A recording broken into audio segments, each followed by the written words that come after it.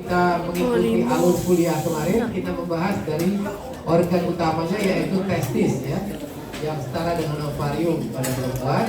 Nanti setelah testis kita akan bahas salurannya. Kita bahas ada 4 kemarin, tapi di sini cuma ada 2 yang utama yaitu epididymis dan ductus deferens ya, tepas deferens. Lalu kelenjarnya. Kemarin juga kita bahas ada 3 kelenjar, tapi yang kita punya preferensi cuma 2 yang penting saja, yaitu yang kelenjar vesicula seminalis yang paling dominan jumlah semennya, dan kelenjar prostat. Ini ada 5 nih, 1 organ, 2 ductus, 2 kelenjar. Nah sekarang yang tampak di layar ini adalah testis dulu, organ utama. Kita tahu testis itu isinya berupa saluran tubulus yang panjang sekali yang dikemas dalam satu wadah testis. Yang tubulus tadi kalau kita potong melintang akan tampak seperti tabung dengan lumen di tengahnya, karena lumen ini tempat di mana nanti sperma yang sudah hampir matang yang namanya spermatid akan dibawa ke epididymis untuk pematangan, lalu akan dikeluarkan saat ejakulasi. Yang penting dilihat adalah berarti seperti halnya ovarium, di sini akan banyak sekali terdapat sperma yang belum matang, dari mulai tahapan yang spermatogonia yang paling muda, lalu spermatosit, ada primer, sekunder, dan spermatid. Ini level yang sudah lebih tinggi lagi. Tapi di sini Anda tidak perlu sampai harus membedakan dengan detail masing-masing. Paling-paling Anda tahu spermatogonia itu seperti ini, lokasinya di mana. Yang level tengah spermatosit itu sekitarnya di sini. Nggak mungkin juga kita bisa pastikan mana yang sekunder, primer, dan pasti. Lalu spermatid itu seperti apa? Dan akan ada sel-sel yang namanya Sertoli, yang lokasinya juga di bawah, masih di basis, tapi agak bisa dibedakan dengan spermatogonia. Kita akan coba nanti. Kita lihat dulu di pembesaran 4 kali ini ya. Nah kalau begitu Anda lihat seperti ini, Anda sudah bisa juga ini adalah testis. Dia tampak dengan rongga-rongga seperti itu, tapi di sini mungkin belum kelihatan apa-apa. Kita perbesar lagi.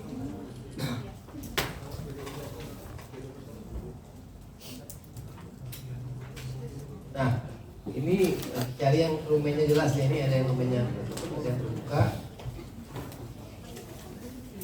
Ini ada beberapa yang kelihatan. Nah, kalau Anda lihat, kenapa tubulusnya ada yang lonjong, ada yang bulat? Ini cuma masalah pemotongan ya. Ada yang motongnya nyamping, ada yang pas tegak lurus, dia akan sulit sekali. Kalau motongnya agak nyamping begini, dia akan seperti lonjong begitu. Jadi jangan pedulikan dengan bentuk. Yang penting Anda tahu dia ada lumen, kemudian yang di bawah-bawah ini, yang dekat dengan dinding lumennya ini di bawah, inilah letaknya spermatogonia, levelnya masih ya, sama Sertoli sebagai sedikit sel yang menyertai. Pokoknya di tingkat bawah itu semua spermatogonia. Yang main di tengah, di level agak tengah itu spermatosit. Yang sudah mendekati dengan lumen itu nanti beda bentuknya, biasanya agak seperti lonjong-lonjong pipi, itu adalah spermatid. Mungkin harus besar lagi baru bisa kelihatan.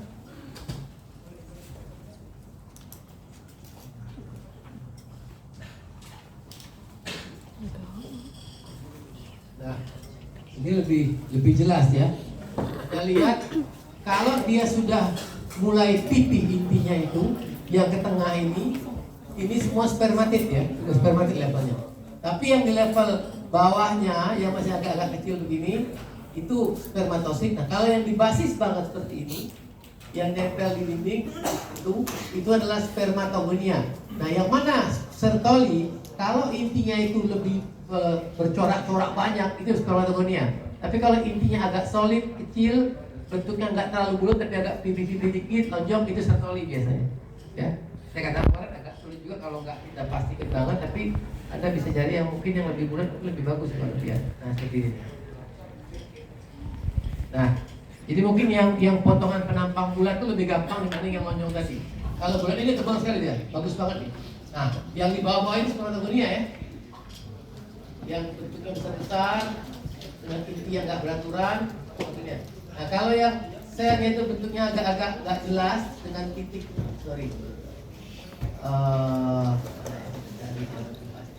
pokoknya kalau dia mainnya di basis, Anda cuma bisa duga-duga. Kalau nggak spermatogonia, dia Sertoli. Tapi kebanyakan spermatogonia yang pasti. Terutama kalau intinya rame begini, rame dengan corak-corak seperti ini spermatogonia.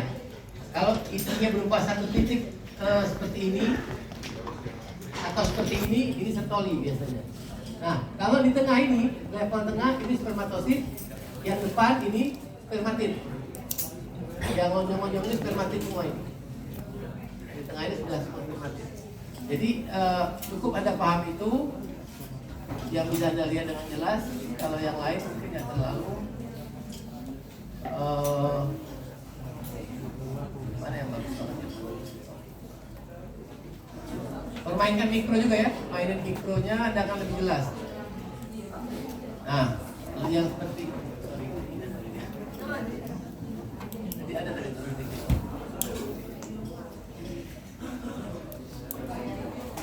yang bulat, biasanya bulat lebih bagus kalau buat kuliah, yang lebih utuh kalau aja. Kalau yang penampangnya bulat.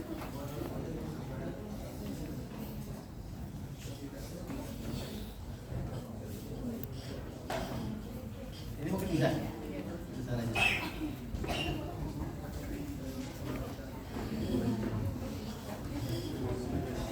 Nah ini jadi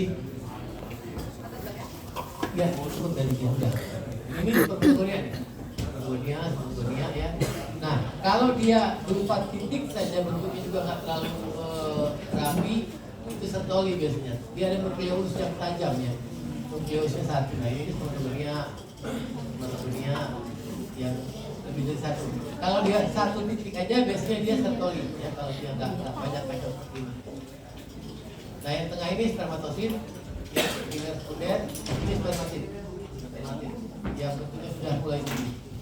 Saya kira itu aja yang perlu anda perhatikan untuk preparat testingnya.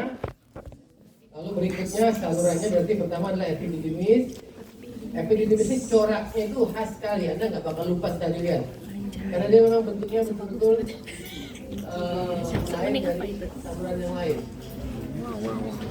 Nah ini, jadi nanti ada preparat yang transisi ya, ada testisnya, ada epididymisnya, dia potong dua-duanya. Tapi Anda pasti akan bisa bedakan nanti yang mana.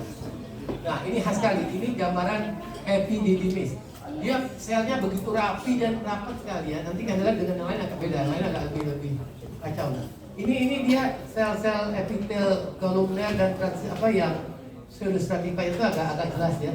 Jadi mana yang di basal, mana yang prinsipal. Tapi Anda belum bisa lihat kalau di sini mungkin diperbesar lagi, dia jauh lebih bagus.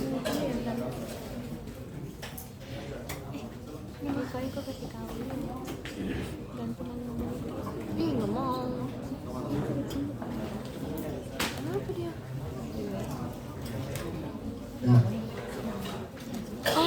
ini saluran ductus ya. Ductus itu tidak menghasilkan sekret, berarti lumennya harusnya kosong. Kalaupun dia ada sesuatu, itu berarti sperma yang terlewat yang masih ada di situ. Jadi khas sekali lumen itu besar-besar, kosong-kosong, nggak ada sama sekali warna-warna lain-lain, hanya dindingnya yang rapat dan sel-selnya ada sel basal yang di bawah ini sel basal dan sel prinsipal yang tinggi-tinggi. Tapi sebenarnya itu bagian dari sel yang sama yang kita sebut sebagai pseudostratified ya, dari kolumner. Ada tampak juga seperti silia-silia dikit ya di sini ya. Nah, itu khas juga. Kalau dia saluran kadang-kadang ada, kadang-kadang enggak. Tapi yang penting Anda cukup tahu jenis sel epitelnya, lumennya yang mana. Dan ini jaringan ikat yang di bawahnya, lamina propria, jaringan ikat, karena setiap epitel pasti punya membran untuk dia berdiri, itu lapisannya. Nah ini pembuluh darah ya, banyak. Jadi, sekali lagi dia tidak ada, kadang ada sperma di tengah sedikit tapi nggak kelihatan banget, tapi yang penting dia kosong, ya, lumennya kosong. Dia bukan merupakan kelenjar, tapi dia adalah saluran. Saya kira itu untuk yang epididymis. Lalu saluran berikutnya dari epididymis kita ambil ductus deferens. Kalau masih ingat kemarin apa kira-kira kepentingan klinis dari ductus deferens ini yang kita pahami? Dia memang saluran pasti ya, dia menyalurkan sperma yang sudah matang dari epididymis. Tapi dalam praktek klinis kadang-kadang ductus ini cukup penting untuk vasektomi. Karena apa? Karena dia ductus yang paling besar, paling tebal tuh Anda lihat. Dia dikelilingi oleh otot polos yang sangat banyak ya. Ini otot polos semua nih. Otot polos yang melintang, yang panjang, ini yang melintang, otot polos lagi, hampir semuanya. Jaringan ikat cuma di bawah sini, di aminotrofia, tubuhnya ini otot polos semua. Dia smooth muscle. Jadi memang kenapa dia butuh otot yang begitu tebal? Karena dia harus mengosongkan isinya agar bisa ngalir dengan cepat ke ductus reticularius. Jadi dia, dan karena dia paling tebal begini, paling gampang diambil. Waktu operasi juga gampang diikat, yang gampang rusak. Dia dijadikan objek untuk vasektomi ya. Jadi kalau di pasik mulusnya itu kalau dicari dia paling tebal, paling cepat untuk diikat. Nah itu sama, dia punya lumen ya, dia bukan kelenjar, dia hanya duduk. Dia nggak punya sekret, dia tengahnya kosong harusnya. Kalaupun ada sesuatu itu adalah bekas-bekas sperma, ya, yang ada di situ. Epitelnya sama, pseudostratified juga.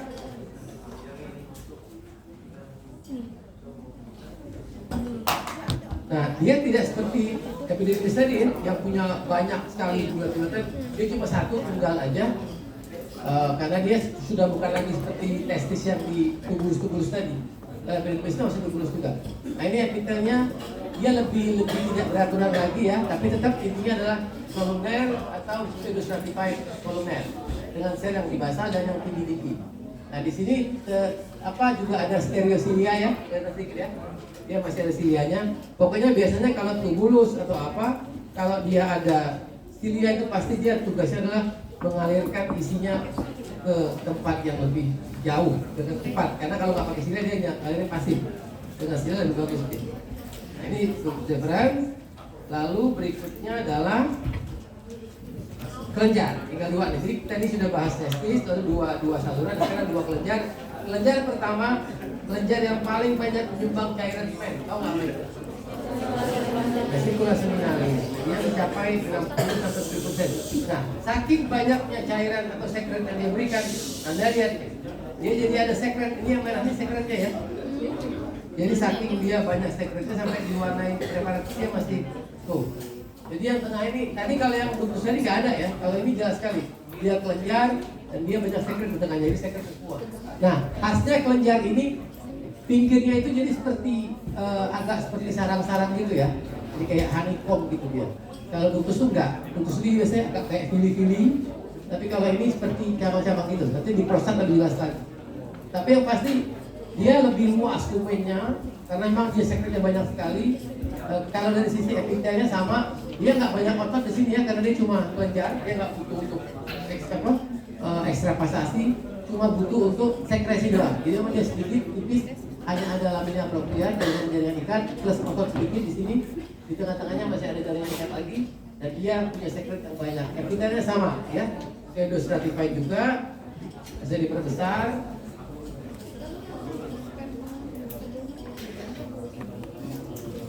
Mungkin masih belum kelihatan, mungkin 40 kali.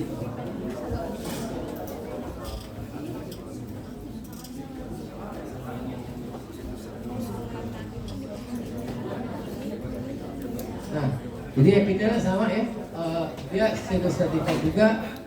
Bahkan dia ada yang mirip dengan sel-sel kuboid ya. Karena kalau kelenjar itu umumnya itu dia transisi antara kuboid sama kolumner biasanya. Dalam kondisi standby, misalnya dia sedang tidak bekerja sekresi, dia bentuknya seperti kuboid, ada dia sebagai kolumner. Jadi ini transisi ada kuboid sedikit, tapi intinya kolumner paling banyak, tapi ada juga seperti kuboid. Dan dia tidak terlalu pseudostratified, nggak terlalu jelas ya.